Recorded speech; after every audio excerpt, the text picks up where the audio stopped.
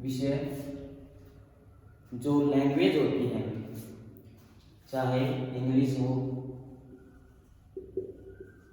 या हिंदी हो या संस्कृत हो, कोई भी लैंग्वेज है तो उसका अपना एक व्याकरण होता है। तो व्याकरण का कार्य क्या है कि वो हमें भाषा के शुद्ध रूप के बारे में ज्ञान कराता है कि जो भाषा है वो शुद्ध है या अशुद्ध है। तो भाषा की जो श्रुतियाँ हैं वो हमें कैसे पता चलती हैं? व्याकरण के ज्ञान से। तो व्याकरण के अंग हैं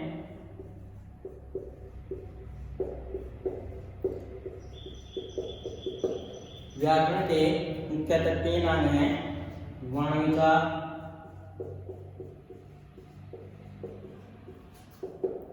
शब्द विचार और वाक्य विचार। कुछ विद्वान व्याकरण के 4 अंग बताते हैं। शब्द विचार के बाद पद विचार और बताते हैं। तो शब्द और जो पद है उनमें अंतर थोड़ा सा है। वो अंतर क्या है कि अगर हम स्वतंत्र लिखते हैं किसी शब्द को जो व्याकरणिक नियम के अनुसार नहीं है या व्याकरण के नियम में नहीं बंधा हो तो शब्द कहलाता है। अगर हम उस शब्द को किसी वाक्य में प्रयुक्त कर देते हैं तो पद कहलाता है। तो आज का हमारा विषय है व्याकरण के अंग में वर्ण विचार। वर्णों पर विचार करेंगे। ये जो वर्ण है ये क्या है? वर्ण विचार, इंग्लिश में अल्फाबेट बोलते हैं। तो वर्ण क्या है? ये जो लैंग्वेज भाषा है उसकी सबसे छोटी इकाई होती है। जब बच्चा स्कूल जाता है तो सबसे पहले उसे अक्षर ज्ञान कराते हैं। अक्षर ज्ञान, अक्षरों की पहचान कराते हैं। तो क्या होते हैं? वर्ण या अक्षर। जो भाषा की शुरुआत है वो अक्षरों से करते हैं, फिर शब्द, फिर वाक्य। तो वर्ण क्या है कि भाषा की वह सबसे छोटी या लघुतम इकाई जिसके और अधिक टुकड़े न किए जा सकें वर्ण कहलाता है। भाषा की वह छोटी से छोटी इकाई या ध्वनि जिसके और अधिक टुकड़े न किए जा सकते वो क्या कहलाते हैं? वर्ण। और इन्हें अक्षर भी बोलते हैं। अक्षर भी बोलते हैं। और आज इस समय में एक और शब्द है जो इनके लिए प्रयोग किया जाता है, सवन। वो क्या है? सवन भी बोलते हैं। जो भाषा वैज्ञानिक हैं उन्होंने एक अन्य नाम दिया सवन, सवन विचार। सवन कहां से आया है कि जो हमारा वाक तंत्र है जहां से ध्वनियां प्रकट होती हैं, तो इंग्लिश में एक वर्ड है फोनेटिक वर्ड। फोनेटिक जो हमारे वाक्यांश है, यहाँ से जो वायु निकलती है ध्वनि का रूप लेती है वो क्या कहलाते हैं? Phonetic word. तो एक शब्द है फोन। सभी मोबाइल फोन से सभी परिचित हैं, लेकिन ये फोन जो है इसका अर्थ होता है ध्वनि।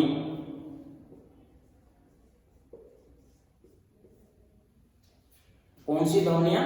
जो हमारे मुख से उच्चारित होती हैं।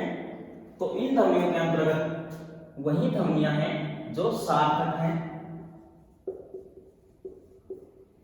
जैसे सीटी बजाना। जो सीटी बजाना है वो भी हमारे मुख से ध्वनि निकलती है, लेकिन वो क्या है? वर्ण नहीं है और हम उन्हें लिपिबद्ध नहीं कर सकते हैं।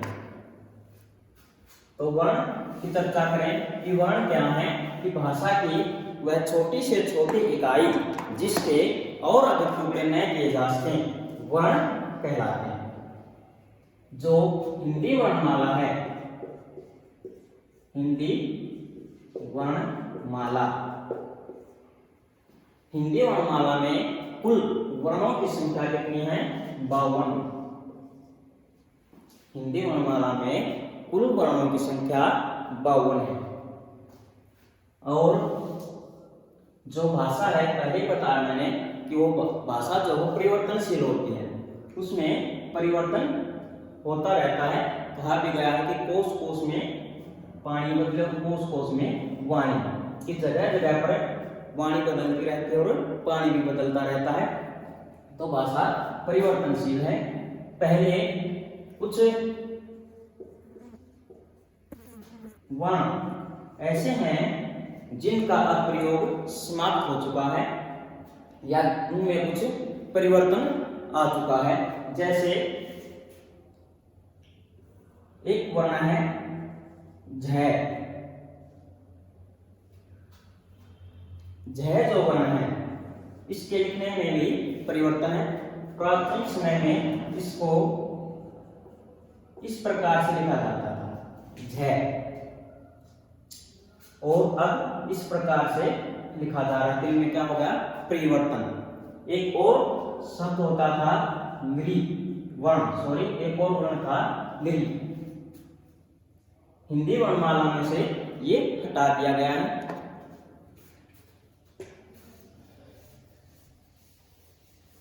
तो कुल कितने वर्ण हैं हिंदी में?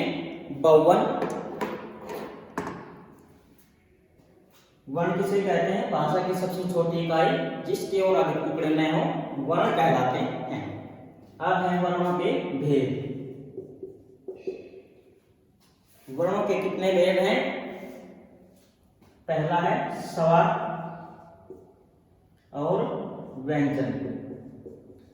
कुछ विद्वान वर्णों के 2 भेद बताते हैं, स्वर और व्यंजन, और कुछ 3 बताते हैं, स्वर, व्यंजन और एक है अयोगवा। अयोगवा। तो जो वर्ण है कितने भेद हो गए इनके? स्वर, व्यंजन, अयोगवा। जो अयोगवा हैं उनको पहले स्वरों में रखा जाता था, लेकिन अब अयोगवा को अलग कर दिया गया है। क्यों? क्योंकि जो अयोगवा हैं वो न तो स्वर हैं और न ही व्यंजन हैं। स्वर जो वर्ण का प्रथम भेद है, स्वर किसे कहते हैं? तो स्वर क्या है?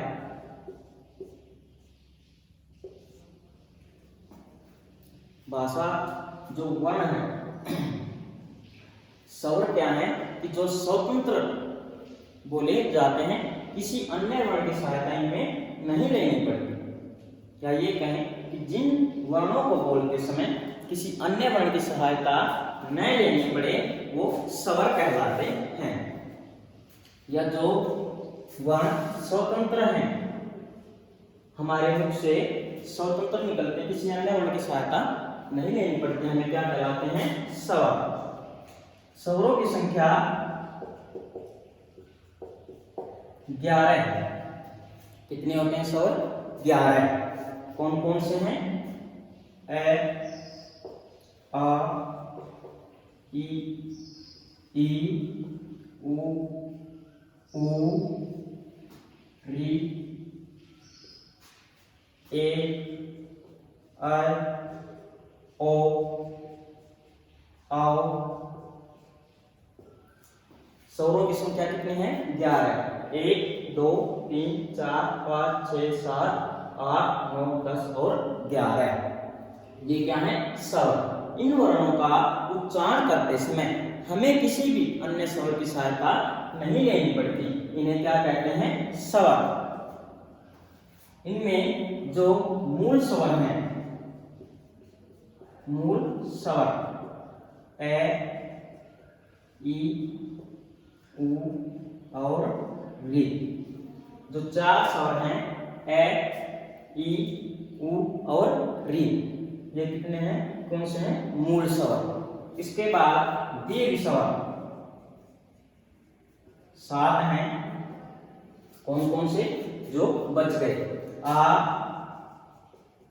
ई, उ, ए, आई, ओ और औ। ये क्या है, इनको दीर्घ स्वर बोलते हैं। तो अगर कहीं पूछा जाए कि मूल स्वर कौन कौन से हैं, ए, ई, उ, री, इनकी संख्या कितनी है, 4। दीर्घ स्वर कितने हैं, 1, 2, 3, 4, 5, 6 और 7। कौन कौन से, आ, ई, उ, ए, आई, ओ, औ। अब चलते हैं स्वरों के भेद। कौन कौन से हैं, जो स्वर हैं उनके कितने भेद हैं। स्वरों के 3 भेद माने गए हैं। पहला है ह्रस्व स्वर, दूसरा दीर्घ स्वर और तीसरा प्लुत स्वर। ह्रस्व स्वर, दीर्घ स्वर और प्लुत स्वर। तो ह्रस्व स्वर क्या होते हैं कि जिन ह्रस्व स्वर अभी बताए थे 4 जो मूल स्वर हैं वही ह्रस्व स्वर कहलाते हैं। कौन कौन से, ए, ई, उ और री। कि जिन स्वरों को बोलते समय या जिन स्वरों का उच्चारण करते समय एक मात्रा का समय लगे या एक मात्रा काल लगे उसे ह्रस्व स्वर कहते हैं। कि जिन स्वरों का उच्चारण करते समय कम से कम समय लगे या ये कहें कि एक मात्रा जितना समय लगे वो ह्रस्व स्वर कहलाते हैं और इन्हें मूल स्वर भी कहते हैं। तो ह्रस्व स्वर क्या है कि जिन स्वरों का उच्चारण करते समय या बोलते समय कम से कम एक मात्रा का समय लगे वो ह्रस्व स्वर कहलाते हैं। दूसरा है दीर्घ स्वर। दीर्घ स्वर, दीर्घ का मतलब क्या होता है, बड़ा। जो ह्रस्व स्वर से बड़े हैं कि जिन स्वरों का उच्चारण करते समय या बोलते समय ह्रस्व स्वर से 2 गुना समय लगे। जितना समय ह्रस्व स्वर में लगा है उसे 2 गुना। जैसे ए, आ, तो 2 गुना समय लगता है ई, उ। तो जिन स्वरों का उच्चारण करते समय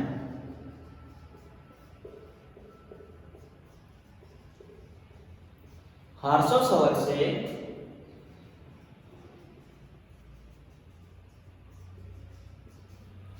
2 गुना समय लगे,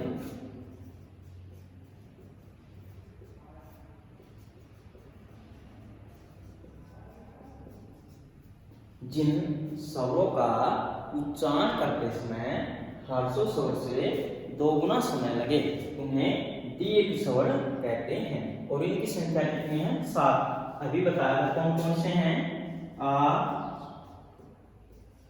ई, उ, ए, आई, ओ और औ।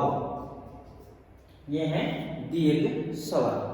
इनके अलावा जो प्लुत स्वर है,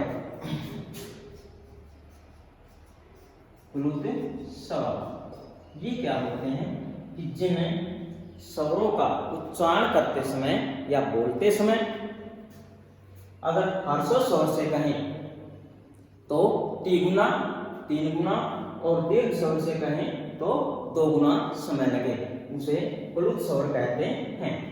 जिन स्वरों का उच्चारण करते समय अगर ह्रस्व स्वर कहते हैं तो ह्रस्व स्वर से 3 गुना और दीर्घ स्वर कहें तो दीर्घ स्वर से 2 गुना समय लगे उन्हें प्लुत स्वर कहते हैं। जैसे ओम,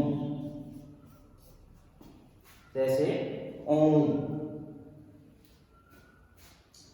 ये थे स्वर कि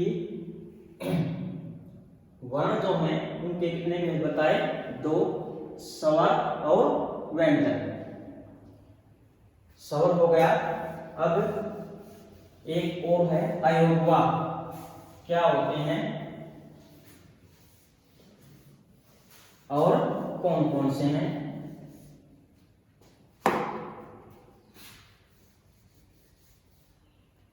अयोगवा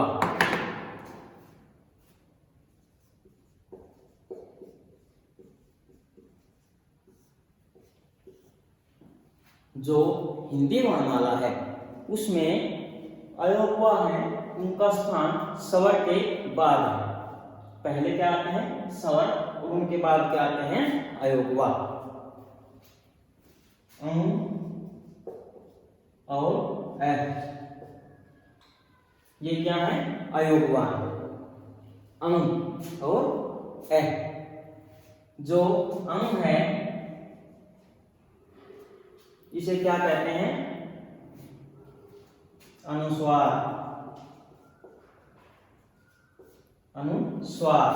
और ये है विसर्ग।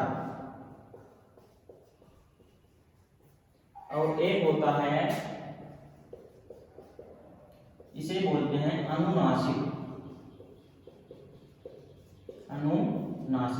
ये क्या है? अयोगवा, और ये क्या? अनुस्वार क्या होता है कि जिसका उच्चारण नाक से होता है। ये उच्चारण करते समय नाक से ध्वनि उत्पन्न होती है तो क्या होता है? अनुस्वार। और अनुनासिक इसे चंद्र बिंदु भी बोलते हैं। क्या बोलते हैं? चंद्र बिंदु। इसका उच्चारण करते समय जो श्वास वायु है वो नाक और मुख दोनों से होती है, उत्पन्न होती है, तो क्या होते हैं? अनुनासिक। और जो अयोगवा है, अयोगवा कितने हैं? 3 और ये जो है इसे विसर्ग बोलते हैं। विसर्ग, इसका जो उच्चारण है वो है की तरह होता है। जो है वर्ण है उसी की तरह इसका उच्चारण होता है कि जिस भी व्यंजन के आगे ये विसर्ग लगता है तो उसका उच्चारण है की भांति प्रतीत होता है। जैसे प्रातः, तो कैसा उच्चारण हुआ? है की तरह। तो ये क्या है? विसर्ग। पहचान क्या है इसकी? ये 2 बिंदियां क्या होता है? ये विसर्ग बोलते हैं इसको। अयोगवा के बाद स्वर। जो स्वर हैं वो हमने पढ़ लिए। अयोगवा हो गया। अब आते हैं व्यंजन।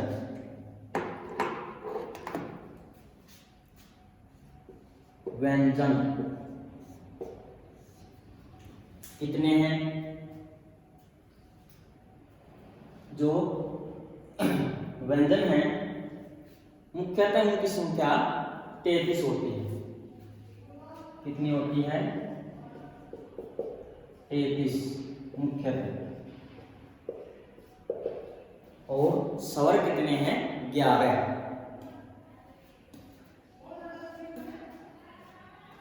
स्वर कितने हैं? 11।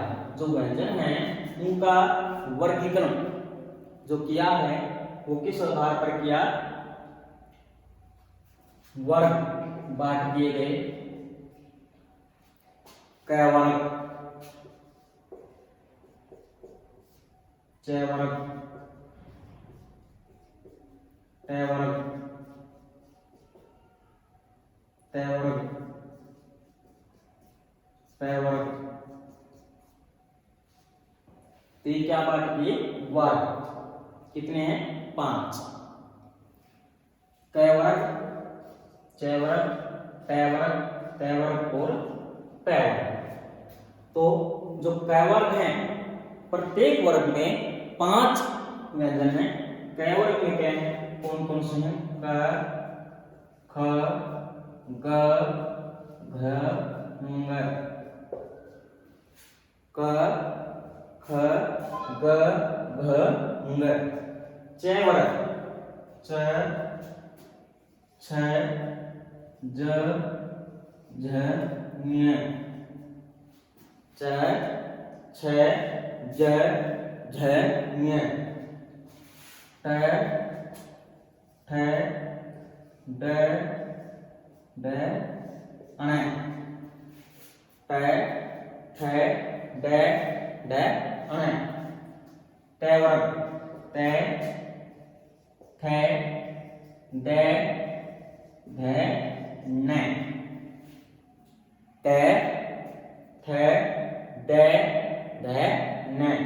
प वर्ग, प, फ, ब, भ, म। प, फ, ब, भ और म। तो ये जो 5 वर्ग हैं, इनमें कुल कितने वर्ण हो गए, 25। कितने हो गए, 25। प्रत्येक वर्ग में 5 वर्ण हैं, क वर्ग, च वर्ग, ट वर्ग, क वर्ग और प वर्ग। तो कुल संख्या कितनी होगी इनकी, 25। ये क्या कहलाते हैं, स्पर्श व्यंजन। इनकी संख्या 25 होती है। स्पर्श क्या होता है, किसी को छूना,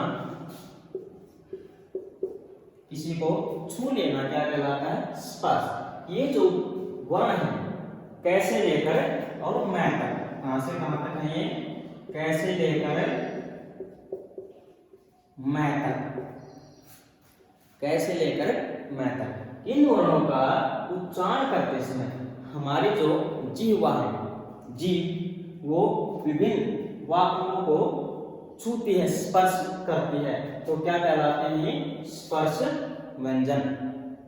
इसके बाद आता है अंतस्थ व्यंजन। अंतस्थ व्यंजन, अंतस्थ, अंतस्थित, जो बीच में स्थित होते हैं, कि जो अंतस्थ व्यंजन है उनका जो उच्चारण होता है उन्हें तो स्वर के अंतर्गत है और नहीं व्यंजन, दोनों के बीच का सा होता है, तो इन्हें अंतस्थ व्यंजन कहते हैं। अंतस्थ व्यंजन कौन कौन से हैं, 4 हैं। इनकी संख्या कितनी है, 4, य, र, ल और व। ये है अंतस्थ व्यंजन। अंतस्थ नाम के उपनाम का बीच में स्थित, क्योंकि ये जो व्यंजन है उनका उच्चारण स्वर और व्यंजन के बीच का सा प्रतीत होता है, इसीलिए इन्हें अंतस्थ व्यंजन कहते हैं। इसके बाद आता है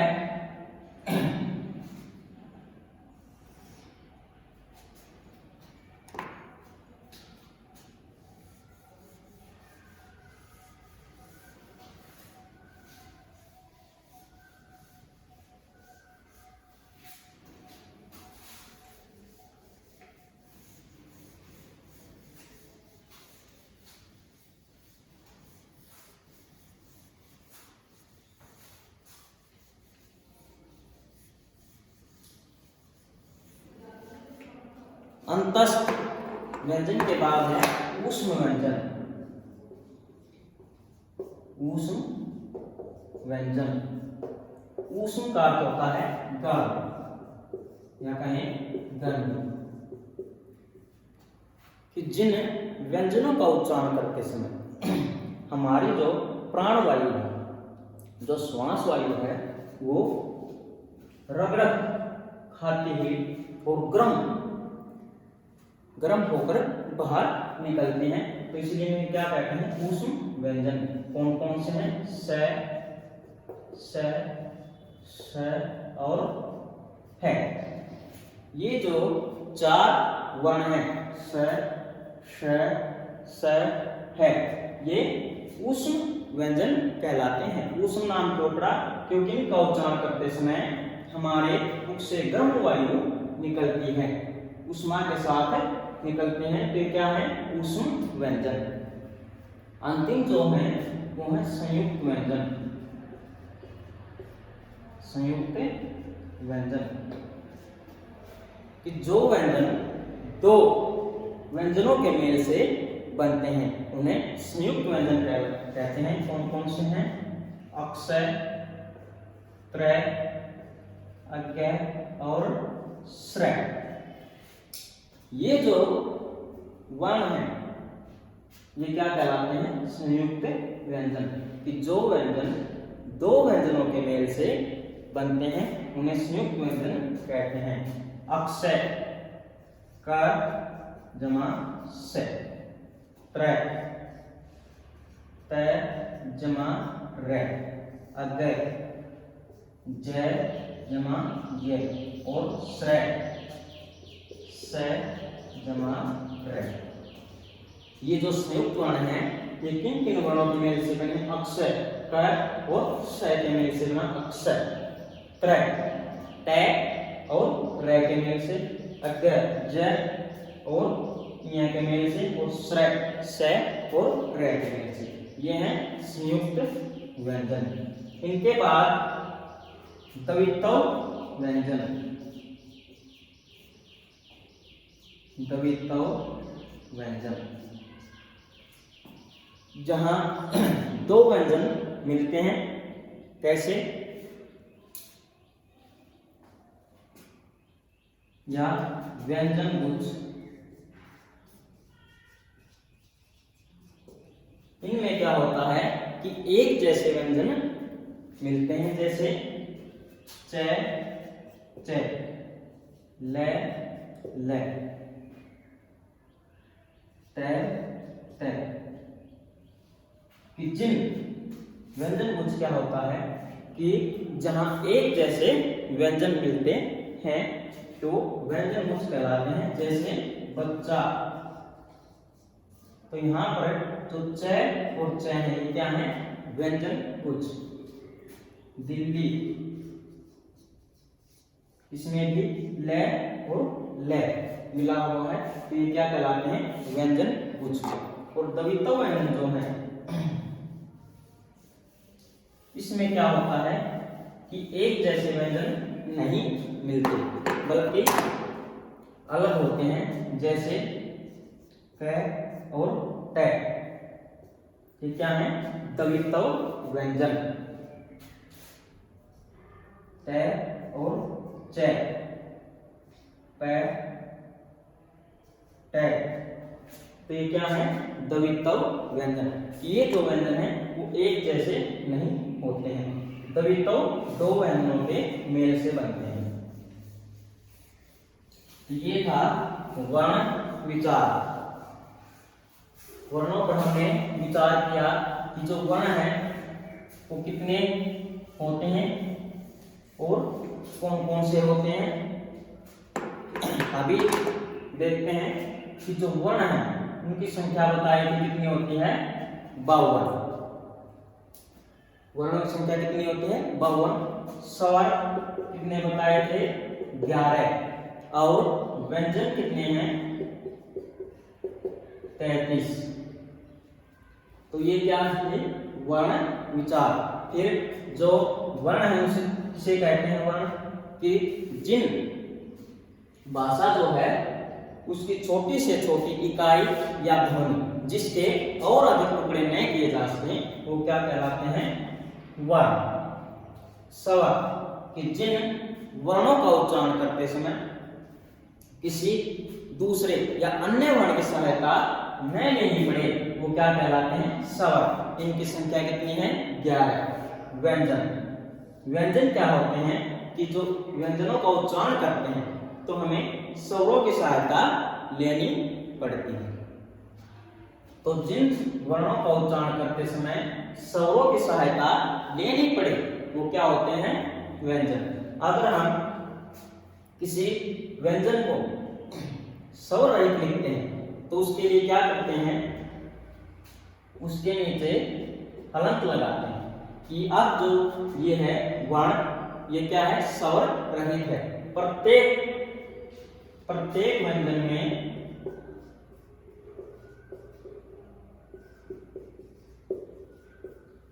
व्यंजन में एक स्वर मिला हुआ होता है। कौन सा? ए। ए के बगैर व्यंजन अधूरा है। जैसे ये क्या है, तय के नीचे हलंत लगा दिया तो ये क्या है, आधा है। पूरा कैसे होगा, इसमें ए स्वर मिलने से पूरा क्या हो जाएगा, तय।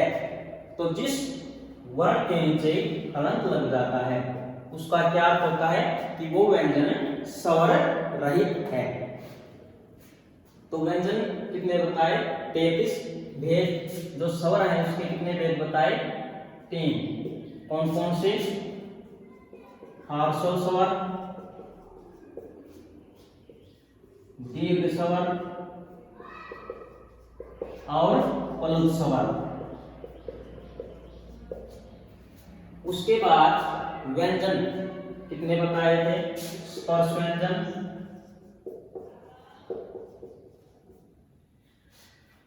अंतस्थ व्यंजन,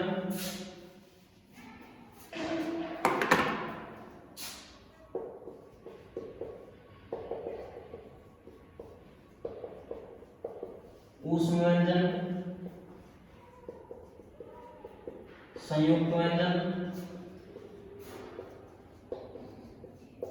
व्यंजन उच्च या त्रितो व्यंजन। स्वरों की बात करें तो स्वर के 3 भेद बताए, ह्रस्व स्वर, दीर्घ स्वर और प्लुत स्वर। ह्रस्व स्वर जो हैं इनको मूल स्वर भी बोलते हैं, कि जिन स्वरों का उच्चारण करते समय कम से कम या एक मात्रा काल का जितना समय लगता है वो क्या होते हैं, ह्रस्व या मूल स्वर। दीर्घ स्वर, जिन स्वरों का उच्चारण करते समय ह्रस्व स्वर से 2 गुना समय लगे तो क्या कहलाते हैं, दीर्घ स्वर। और प्लुत स्वर कि जिन स्वरों का उच्चारण करते समय दीर्घ स्वर से 2 गुना या ह्रस्व स्वर से 3 गुना समय लगे वो प्लुत स्वर कहलाते हैं। व्यंजनों की बात की जाए, स्पर्श व्यंजन कै से लेकर मैं तक, कै से लेकर मैं तक, इनकी संख्या कितनी थी, 25। इन्हें स्पर्श व्यंजन क्यों कहा जाता है, क्योंकि इन व्यंजनों का उच्चारण करते समय हमारी जो जिह्वा है वो अनेक वाक्यांकों से को स्पर्श करती है, छूती है, इसीलिए इन्हें स्पर्श व्यंजन कहते हैं। अंतस्थ व्यंजन, जिन व्यंजनों का उच्चारण स्वर और व्यंजन के बीच का सा हो वो अंतस्थ व्यंजन कहलाते हैं। कौन कौन से हैं, य, र, ल और व। ऊष्म कि जिन व्यंजनों का उच्चारण करते समय हमारी प्राण वायु या ये कहें कि श्वास वायु ऊष्मा के साथ बाहर निकलती है, ऊष्मा के साथ बाहर निकलती हैं, उन्हें ऊष्म व्यंजन कहते हैं। कौन कौन से हैं, स, स और है। संयुक्त व्यंजन, संयुक्त का मतलब क्या होता है, मिलना। संयुक्त का मतलब क्या होता है, मिलना, कि जहां 2 व्यंजनों के मेल से अन्य व्यंजन बनाए जाते हैं तो क्या कहलाते हैं, संयुक्त व्यंजन। कौन कौन से हैं, अक्षय, त्रय, अज्ञ और श्रय, ये हैं संयुक्त व्यंजन। इनके बाद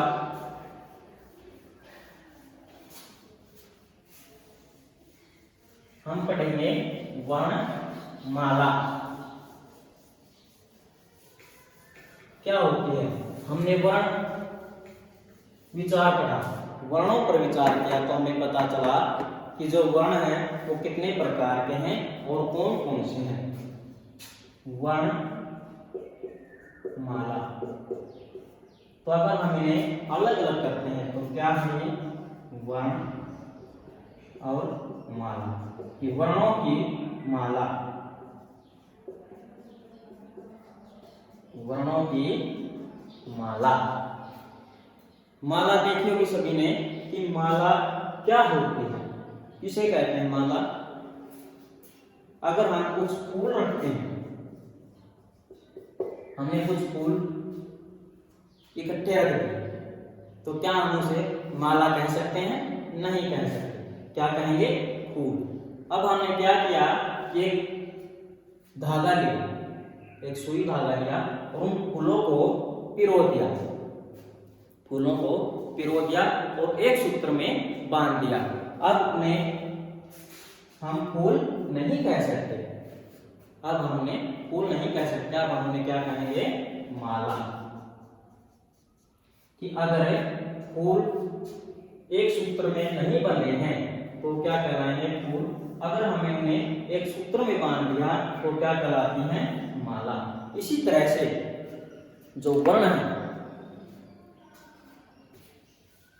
उनको भी एक सूत्र में बांध देना क्या कहलाती है?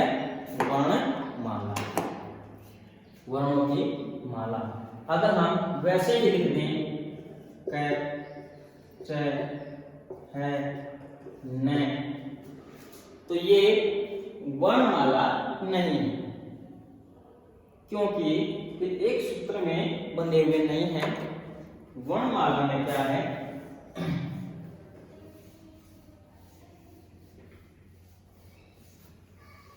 कि वर्णों का क्रमबद्ध रूप होता है। वर्णमाला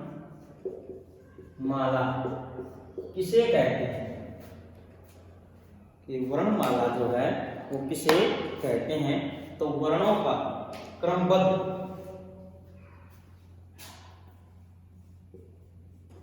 वर्णों का क्रमबद्ध एवं व्यवस्थित समूह,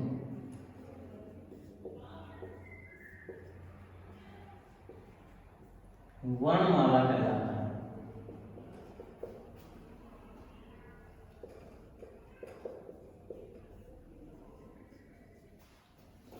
वर्णों का क्रमबद्ध एवं व्यवस्थित समूह वर्णमाला कहलाता है। कि जो वर्ण हैं उनको क्रमानुसार लिख देना और व्यवस्थित ढंग से उन्हें प्रस्तुत करना तो क्या कहलाती है?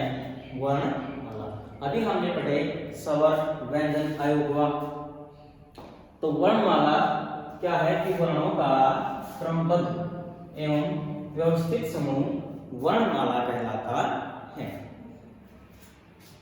शुरू करें, जैसे वर्णमाला लिखें हम।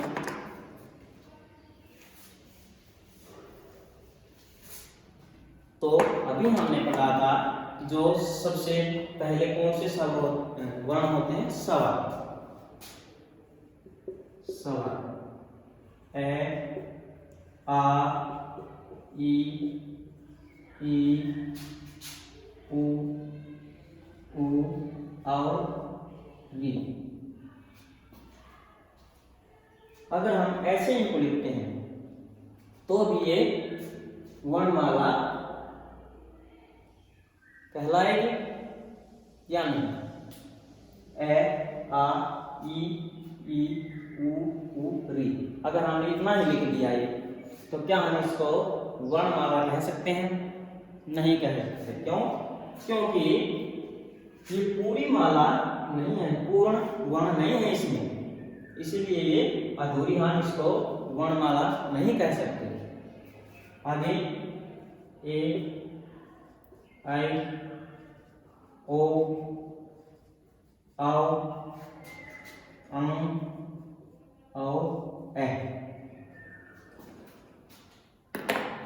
तो यहाँ स्वर बताए थे, स्वरों की संख्या कितनी बताई थी? 11, ऐसे लेकर अ तक। और ये जो दो है ये क्या है? अयोगवा। ये क्या है? अयोगवा। इसके बाद व्यंजन। पहला जो व्यंजन है स्पर्श व्यंजन। इनकी संख्या कितनी बताई थी? 25, कैसे लेकर मैं तक। तो पहले क वर्ण, क, ख, ग, घ, ng। उसके बाद च वर्ग,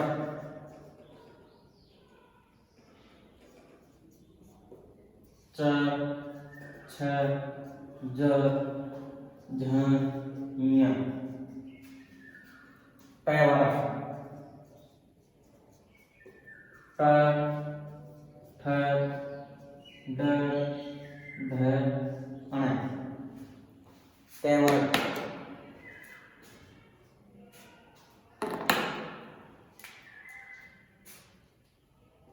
ट वर्ग, त, थ, द, ध, न, इनके बाद ट वर्ग, प, फ, ब, भ, म। ये हो गए स्पर्श व्यंजन क से लेकर मैं तक। कौन कौन से हैं? क, ख, ग, घ, घ, च, छ, ज, झ। कितने हैं? 25। इसके बाद अंतस्थ व्यंजन, अंतस्थ व्यंजन कौन कौन से हैं? य, र, ल, व।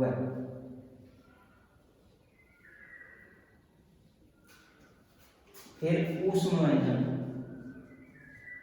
ऊष्म व्यंजन ये कौन कौन से हैं? स, स, श, ह। संयुक्त व्यंजन, संयुक्त व्यंजन अक्षर, त्र, अग्र और स, ये हैं संयुक्त व्यंजन। अब हमने जब वर्ण विचार पढ़ा था तो उसमें बताया था कि जो वर्ण है, हिंदी जो वर्णमाला है उसमें वर्णों की संख्या 52 होती है। कितनी होती है? 52। तो क्या इन वर्णों की संख्या 52 है? चलिए देखते हैं। 11 क्या हो गए? सवा, और कैसे लेकर मैं तक 25 व्यंजन कितने हो गए? 36। फिर इसके बाद 4 अंतस्थ व्यंजन कितने हो गए? 40। 4 ऊष्म व्यंजन कितने हो गए? 44। फिर 4 संयुक्त व्यंजन कितने हो गए? 48। तो क्या ये 52 है? नहीं है। तो इनमें क्या कमी रही कि ये 52 नहीं हुए? चलिए अभी बताते हैं कौन कौन से और हैं। संयुक्त व्यंजन के बाद एक होता है उत्क्षिप्त व्यंजन, उत्क्षिप्त व्यंजन कि ये जो व्यंजन है इनका नाम उत्क्षिप्त क्यों पड़ा? कि इनका उच्चारण करते समय जो हमारी जीवा है, जीभ है, वो एकदम से झटका लगाती है। झटके के साथ ध्वनि उत्पन्न होती है। ये क्या होते हैं? उत्क्षिप्त व्यंजन। तो इनमें कौन कौन से उत्क्षिप्त व्यंजन? अड़ै और अढै। अड़ै और अढै जो हैं वो उत्क्षिप्त व्यंजन हैं। अड़ै और अढै। इनमें बहुत से बच्चे कंफ्यूज हो जाते हैं। एक तो होता है और ये, इनमें क्या अंतर है कि जो ये है ये डै है और ये ढै, डै और ढै। अब इनमें जो नीचे बिंदी लगी हुई है तो ये उत्क्षिप्त व्यंजन है। अब इनके उच्चारण में परिवर्तन हो गया। अब ये डै नहीं रहा, क्या हो गया? अड़ै और अढै। क्या हो गई ये? अड़ै और अढै।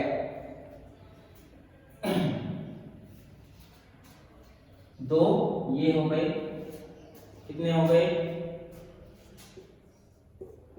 50।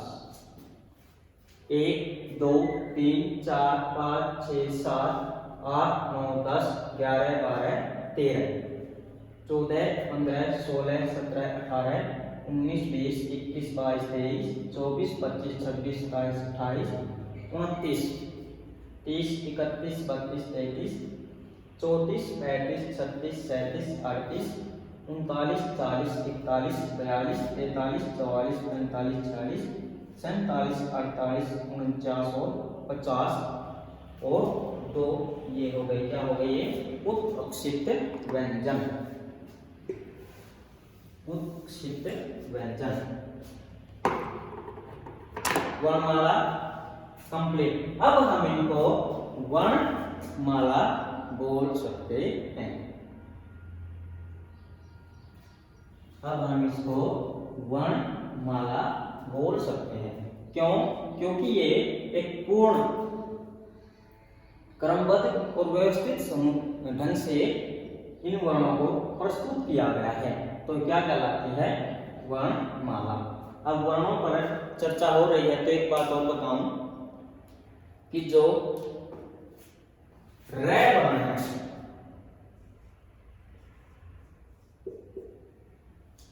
जो रै वर्ण है, इसमें बहुत से बच्चे कंफ्यूज होते हैं कि जो मात्राएं हैं वो स्वरों की होती हैं, व्यंजनों की मात्राएं नहीं होती। व्यंजनों के क्या होते हैं, प्रकार। जो व्यंजन हैं उनके प्रकार होते हैं, उनकी कोई मात्रा नहीं होती। लेकिन जो स्वर हैं उनकी मात्राएं होती हैं। तो जो वे है, ये रे,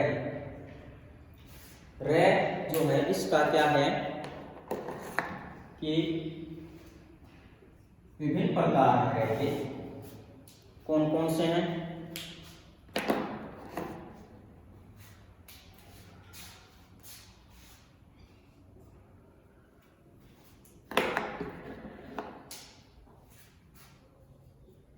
रे के प्रकार, एक तो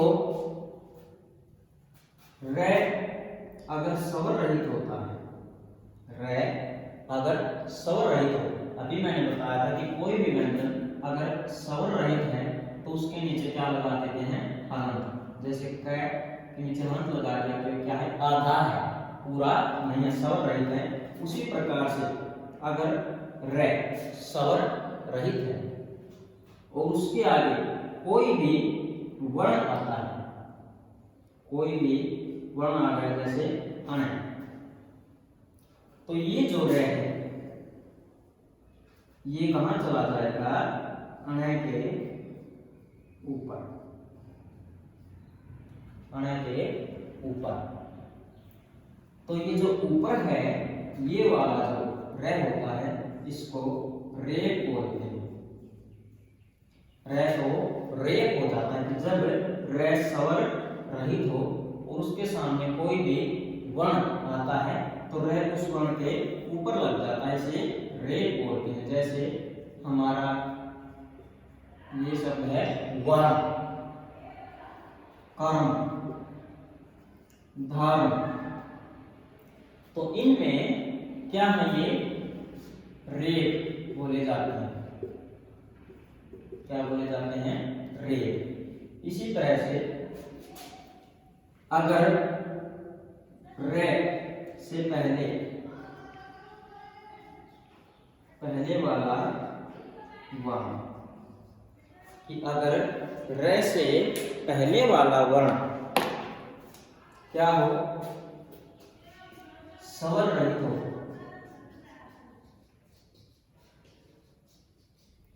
रे से पहले वाला वर्ण स्वर रहित हो और रे पूर्ण हो, तो क्या होता है, जो रे है उसका स्थान पैरों में आ जाता है। उसका स्थान जो दूसरा वर्ण है उसके पैरों में आ जाता है, तो उसे क्या बोलते हैं, पदेन। जैसे प्रकाश जो शब्द है, इसमें ये जो है रे, पैर रे।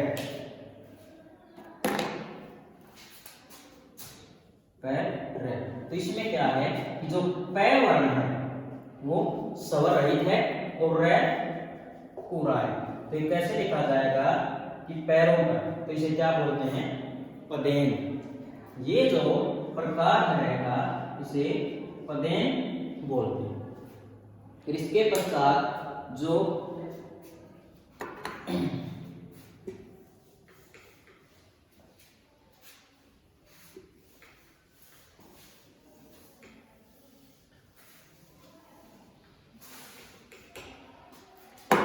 ऐसे वर्ण होते हैं कि जिनमें पाई नहीं होती।